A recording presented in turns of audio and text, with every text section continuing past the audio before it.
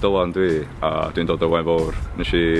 O'n i'n rhan o'r criw byw o bod digidol rhad dwytha.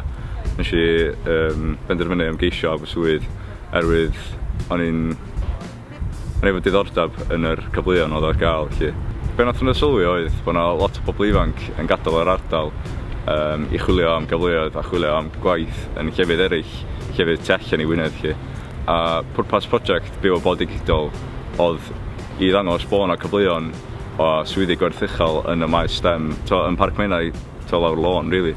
A pwrpas prosiect yna oedd i ddangos i bobl bod nhw ddim yn gorfod gadael Gwynedd i chwilio am y swyddi yma. A hefyd nathon ni fynd allan a dangos pa mor hardd ydy Gwynedd. A dangos ti'n rili'n gorfod gadael lle mor hardd i chwilio am swyddi gwerthuchel pan maen nhw reit ar stepan drws.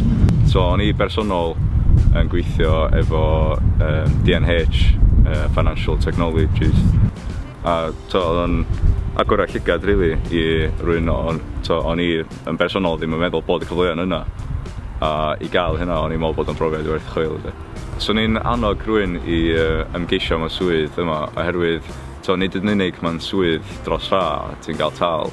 Ond hefyd mae'n rhoi cyfleon gwahanol i chdi. Cyfleon neud i ddim gael eto, swn i ddweud.